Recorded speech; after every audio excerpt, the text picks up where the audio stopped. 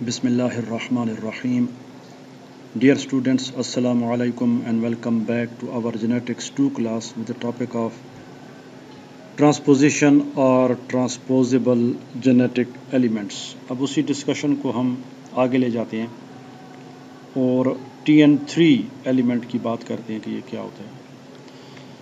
अब यहाँ पे जो ख़ास बात है वो ये है कि बैक्टीरिया में बाज़ बड़े बड़े ट्रांसपोज़ान्स होते हैं या ट्रांसपोसान्स होते हैं जिनमें IS एलिमेंट नहीं होता।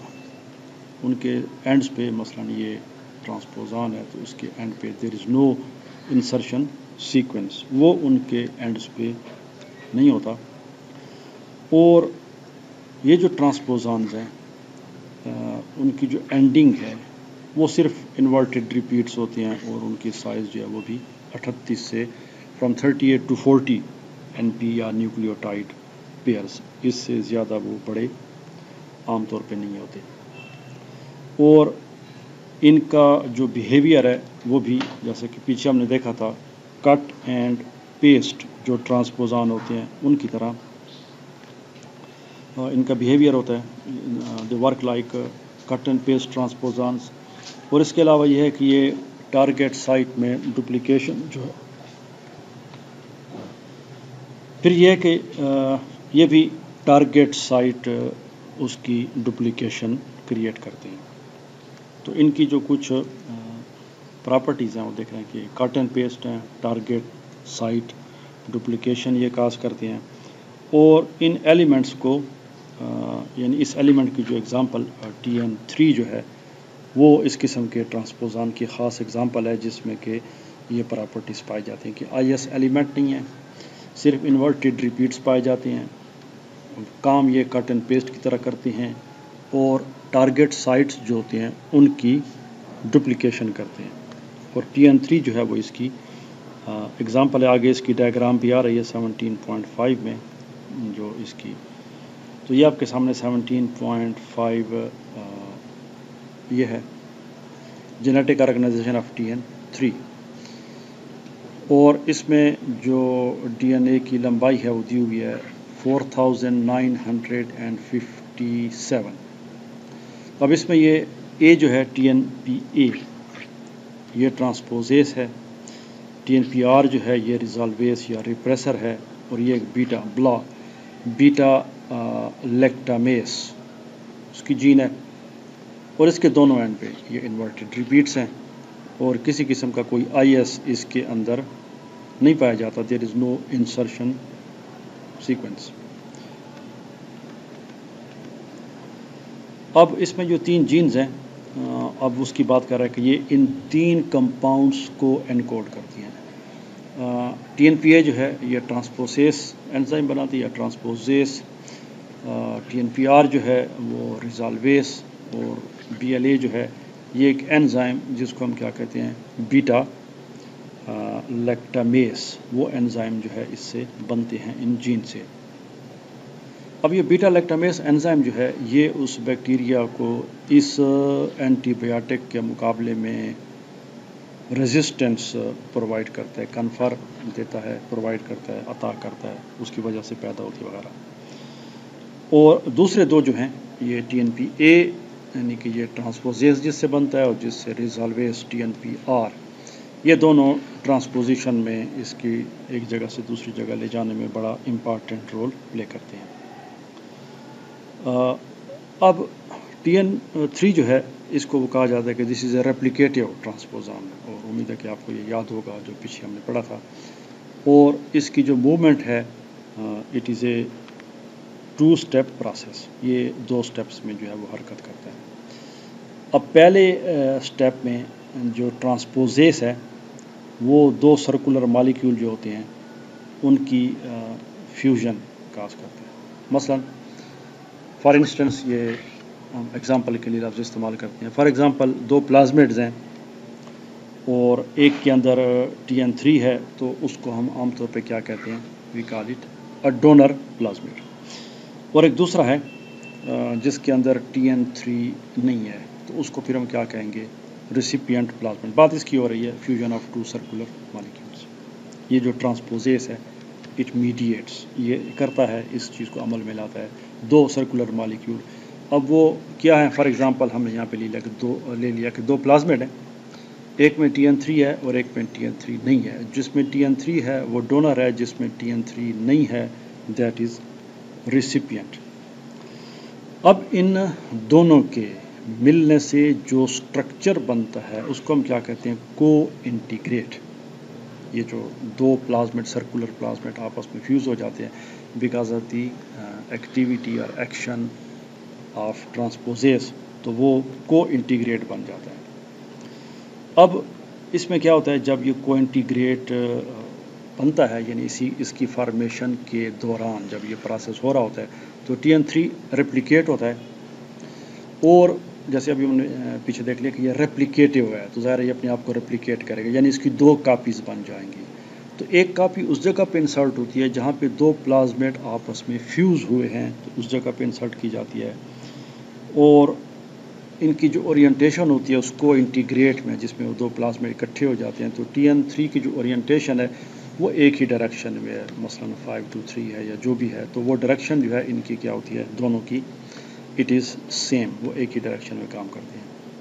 تو یہ پہلا سٹیپ ہو گیا. پہلا سٹیپ کیا ہے کہ اس میں کو انٹیگریٹ بنا دیا، اور کو انٹیگریٹ میں ایک کاپی جو تھی اس نے جہاں پہ وہ دو آپس میں، فار ایگزامپل یہ ایک ہے اور یہ دوسرا ہے، اور یہ یہاں پہ یہ فیوز ہو رہے ہیں، جہاں پہ یہ فیوز ہوتے ہیں مثلا یہ اینڈ اور یہ اینڈ جہاں پہ ملتا ہے، تو یہاں پہ ایک کاپی جو ہے TN3 کی ایڈ کی جاتی ہے. اس کے بعد وہ نیکسٹ سٹیپ کی بات کر رہا ہے کہ TNPR جو ہے، جو ریزالویس یا ریپریسر جو ہے، یہ سائٹ اسپیسیفک ریکمبینیشن ایونٹ کرتی ہے. میرے خیال میں سائٹ اسپیسیفک ریکمبینیشن آپ کو بتانے کی ضرورت نہیں ہے، کیونکہ اس کو ہم پیچھے جینیٹک ریکمبینیشن میں ہم اس کو پڑھ چکے ہیں. تو کائنڈلی اگر آپ کو اس میں کوئی ایشو ہے یا آپ کو یہاں پہ سمجھ نہیں آ رہی، تو ظاہر ہے کہ اس کو ہم دوبارہ ریپیٹ تو نہیں کر سکتے. آپ وہاں پہ جا کے دیکھیں کہ یہ سائٹ اسپیسیفک ریکمبینیشن کیا ہے. تو اب یہ جو انزائم ہے جو اس کا ابھی پیچھے ہم نے ذکر کیا TNPR، وہ تو یہ تھا ٹرانسپوزیز تھا پہلے والا. یہ دوسرا جو ریزالویس یا ریپریسر یہ کرتا ہے، تو یہ کیا کرتا ہے کہ یہ سائٹ اسپیسیفک ریکمبینیشن، جو دو TN3 کی کاپیز ہو گئیں ان کے درمیان یہ سائٹ اسپیسیفک ریکمبینیشن عمل میں لاتا ہے. اور کہاں پہ ہوتا ہے؟ یہ TN3 کے اندر ایک خاص سیکوینس ہے جس کو ہم RES، یا یہ کیا ہے؟ RES for resolution site. یہ ایک ریزولوشن سائٹ ہوتی ہے TN3 کے اندر، تو اس کے اندر یہ سائٹ اسپیسیفک SSR ریکمبینیشن عمل میں لاتا ہے یہ TNPR. اب جب یہ پروسیس کمپلیٹ ہو جاتا ہے تو کو انٹیگریٹ جو ہے وہ پھر دو پلازمڈس میں ریزالو ہو جاتا ہے، یعنی علیحدہ ہو جاتا ہے.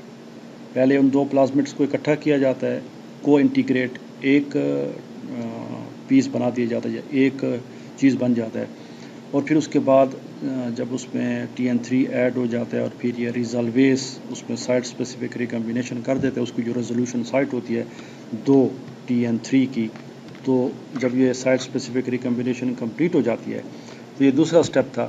اور جب یہ دونوں سٹیپ کمپلیٹ ہو جاتے ہیں تو یہ کو انٹیگریٹ پھر ریزالو ہو جاتا ہے، یعنی پھر اوپن ہو جاتا ہے، اور دونوں جو پلازمڈز ہوتے ہیں وہ علیحدہ ہو جاتے ہیں.